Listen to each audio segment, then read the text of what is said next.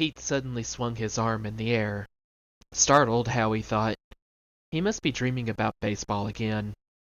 The test tube flew out of Pete's hand and landed in the space between the bed and the wall. "You'll never get it now," Delilah fretted. "I've got to go in and give it a try," the square-shouldered, iron-jawed, wire-haired dachshund said, dropping down to all fours and looking Delilah in the eyes. "Oh, but you mustn't. You mustn't, I beg you," Delilah whimpered, tossing her curly blonde ears from side to side. "I know this mission is important. I know the fate of the world is at stake, but why do you have to be the one to go in? Why now? Now, when we've only just met. We have our whole future ahead of us, our whole past behind us, our whole present, with us. Please, Howie, think of the children." Jeez, Howie. "Children?" Howie asked. "What children?" "Our children," Delilah cried. "The children we'll one day have if only you don't go." "I'm just a puppy," said Howie. "I'm too young to think about having children. Besides, there's a job to be done, and I've got to do it." "Then let me go with you," Delilah insisted.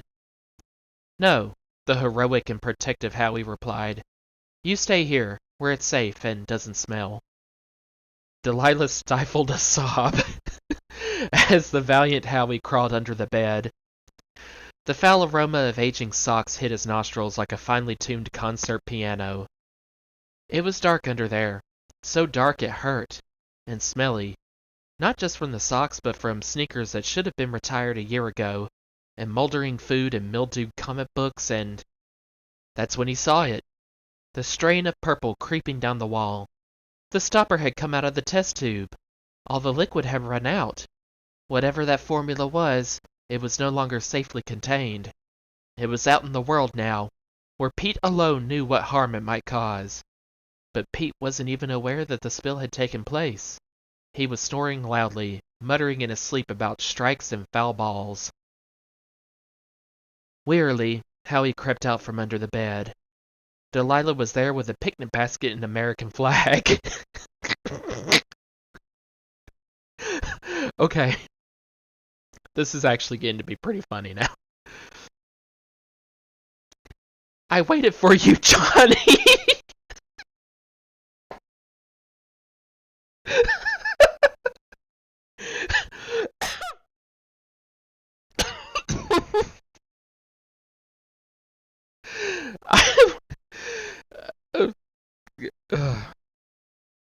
"I waited for you, Johnny," she told him.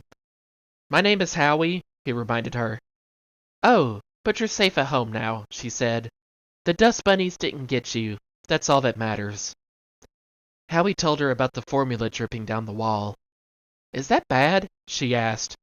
"It's not good," Howie told her. "What are we going to do?" "Nothing." "Nothing, but—" "Nothing," Howie said in the firm yet affectionate tone she had come to see as manly yet sensitive. There was nothing left they could do. Nothing anybody could do. Nothing. Except pray. "You know what? Writing stinks. It gets you in trouble. I let Delilah read what I wrote, and now she's not speaking to me.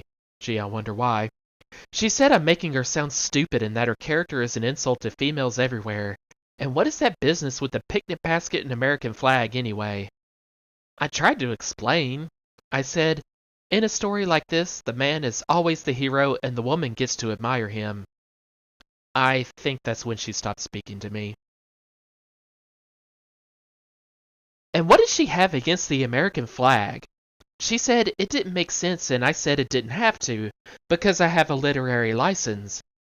She snatched the doggy treat I was eating right out of my mouth and said I wouldn't have room for it because I was too full of myself." Okay, good, this book is self-aware. Maybe that was when she stopped speaking to me. Is it my fault that Delilah doesn't understand the way stories work?